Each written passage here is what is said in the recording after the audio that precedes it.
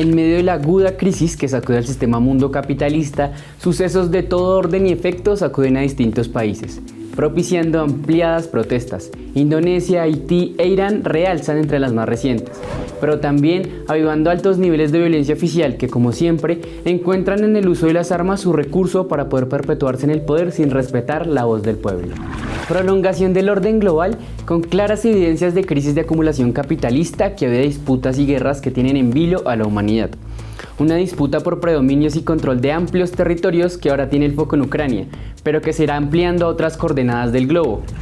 Una realidad en medio de la cual la libertad, el derecho a informar y ser informados queda en el cuarto de lo que alguna vez sirvió, como lo recuerda el prolongado, ilegal e injusto encarcelamiento que padece Julian Assange, con cuya realidad abrimos esta nueva entrega del informativo La Vacuna.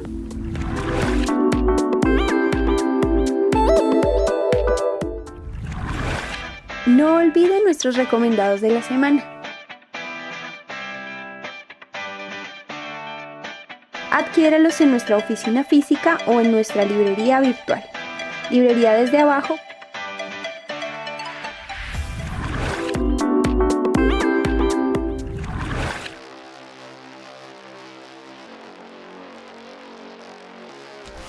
Parte de la naturaleza del poder radica en la secrecía, en ese ámbito de acción, de toma de decisiones y de una racionalidad que permanece oculta, lejos del escrutinio público.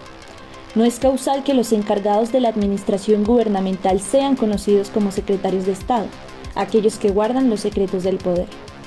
Desvelar los secretos, abrirlos precisamente al escrutinio y al debate público, es también una forma de desnudar el poder. Demostrar su rostro más opaco y, consecuentemente, es una forma de interpelarlo, de pedirle que rinda cuentas. En una democracia esto no debería ser un problema. El problema está en que, aún en las democracias más desarrolladas, hay una zona de poder que se ejerce de manera discrecional y podríamos decir metalegal. Romper ese cerco de secrecía que separa al poder y a la ciudadanía, es decir, que separa al poder de la verdadera política, no es cosa fácil. Y eso es precisamente lo que Julian Assange ha hecho. Desnudar al poder para revelarnos ese rostro oculto, opaco y brutal. Y eso es algo que el poder no puede permitir y, desde luego, que no puede perdonar. Julian Assange ha ejercido de manera libre un periodismo que no solo rompe con el lugar común, sino también que va más allá de los límites autorizados o tolerados para el ejercicio de la crítica.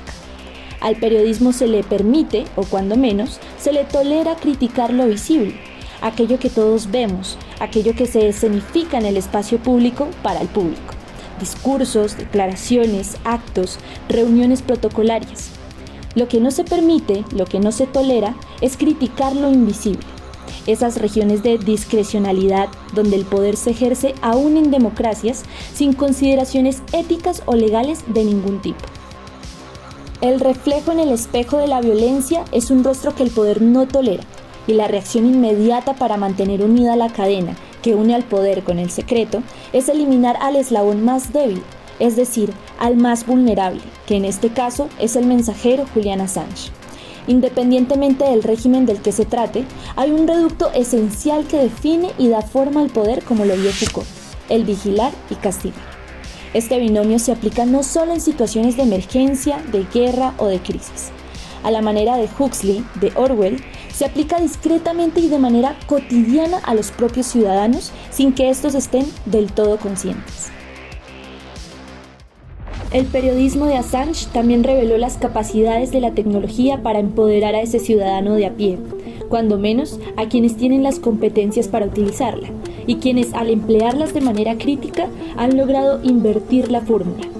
Ahora es desde el espacio público donde potencialmente se puede vigilar y castigar, cuando menos desde la ética, al poder. Nuevamente, no es algo que el poder quiera o pueda consentir. En varios sentidos, el periodismo de Assange reveló los límites de la democracia como forma de gobierno, o mejor, los límites de hasta dónde la democracia está dispuesta a tolerar el escrutinio.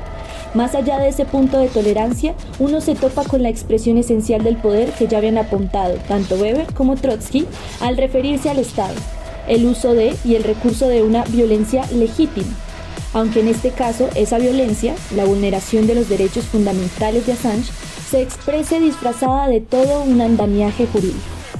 La suerte que ha corrido Julian Assange es la de todos aquellos que se han atrevido a ir más allá de lo permitido, de lo tolerado, para entrar en y para revelar los mecanismos ocultos mediante los cuales el poder se afianza y reproduce. Ni siquiera es que Assange haya comentado o editorializado el material que obtuvo a través de mecanismos tecnológicos. Simplemente descubrió, documentó e informó. Ofreció a todo aquel que quería saber cómo es que se toman ciertas decisiones que afectan la vida, literalmente, de cientos de miles de personas. Estar con Assange no es solo estar en favor de la libertad de expresión y del ejercicio de un periodismo crítico y de investigación. También significa estar en favor del periodismo serio como mecanismo informal de control de los actos de gobierno, que es el sentido más preciso de la democracia, la rendición de cuentas y el derecho a interpelar el poder. Sin duda, el problema que enfrenta Julian Assange no es un asunto legal o meramente jurídico, es claramente un asunto político. Nadie irrita más a un sistema que se autoproclama faro de la justicia y la libertad que el que se exhiba ese otro rostro donde se niega y se contradicen precisamente la justicia y la libertad. A querer o no, Assange se ha convertido en metáfora de una ciudadanía que al buscar interpelar al poder, al intentar exigir que éste rinda cuentas de sus actos y decisiones, se topa con la peor amenaza, la pérdida de la libertad y el acoso sistémico a sus derechos más elementales. Y en ese sentido vale decirlo, todos somos Julian Assange.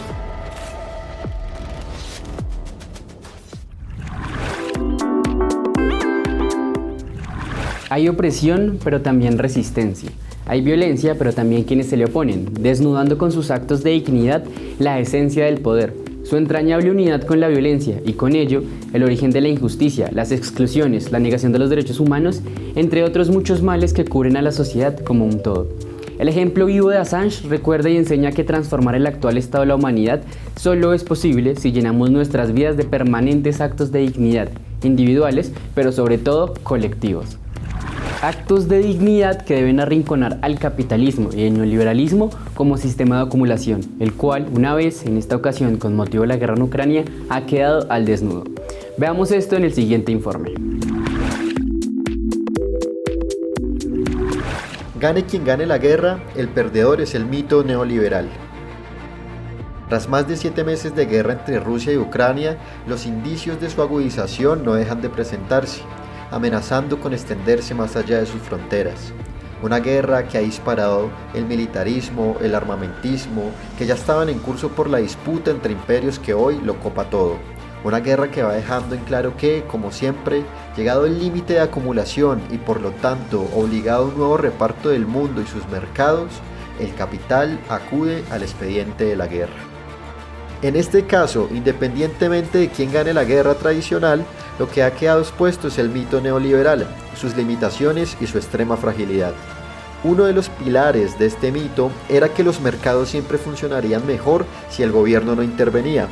Solo que el gobierno siempre intervino. La hegemonía del capitalismo neoliberal de Estados Unidos y Europa dependía totalmente de la hegemonía occidental de dos frentes, el militar y el financiero.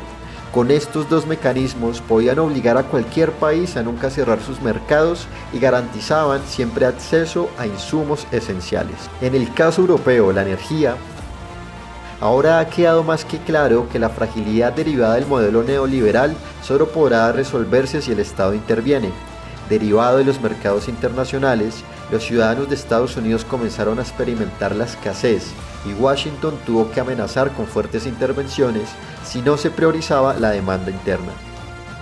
Europa, por su parte, nacionalizó empresas, rompió contratos y violó todo sentido de seguridad jurídica y de confianza a los inversionistas que tanto han exigido que otros países respeten a rajatabla.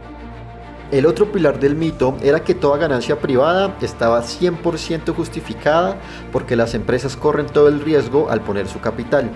Ante el fracaso de la política energética y la miopía de los líderes europeos, ha quedado más que claro que, mientras hubo ganancias, el Estado nunca participó. Pero en cuanto los riesgos se materializaron, en especial el geopolítico, depender de Rusia, y el financiero, bursatilizar la industria energética, de inmediato el Estado debió intervenir para evitar que el sistema económico colapsara.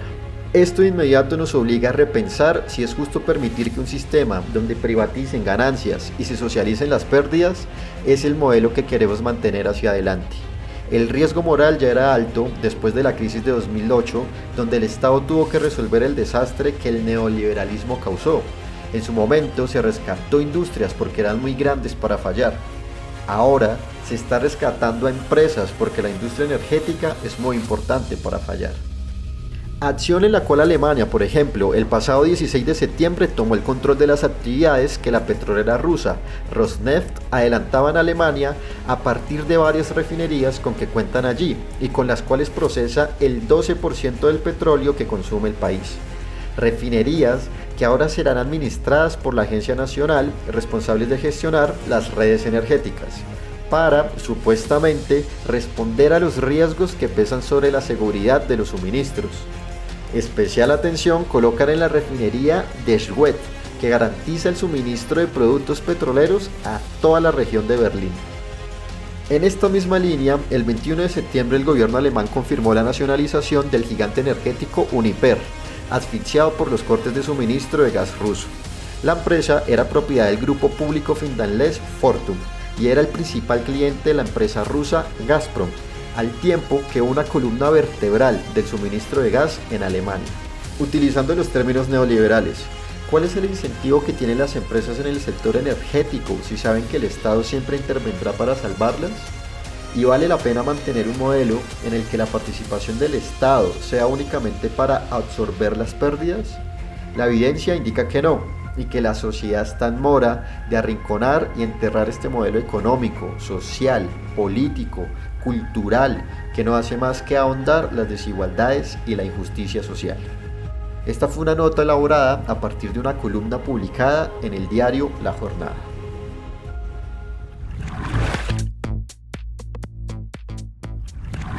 Superar de manera radical la crisis sistémica en todas sus expresiones obliga a dar cuenta al neoliberalismo y de su padre, el capitalismo. Un reto inmenso para la humanidad, no para pequeños colectivos de activistas. Un reto que demanda entretejer alternativas de todo orden con los cuales pavimentar la ruta hacia un destino que ahora no es preciso, pero que con seguridad lo será un poco más claro en poco tiempo. Mientras tanto, le corresponde a las diversas expresiones de cada sociedad experimentar otras formas de ser, producir, intercambiar, relacionarse con la naturaleza, en una palabra, experimentar nuevas formas de vida. No olviden nuestros recomendados de la semana. Adquiéralos en nuestra oficina física o en nuestra librería virtual. Librería desde abajo.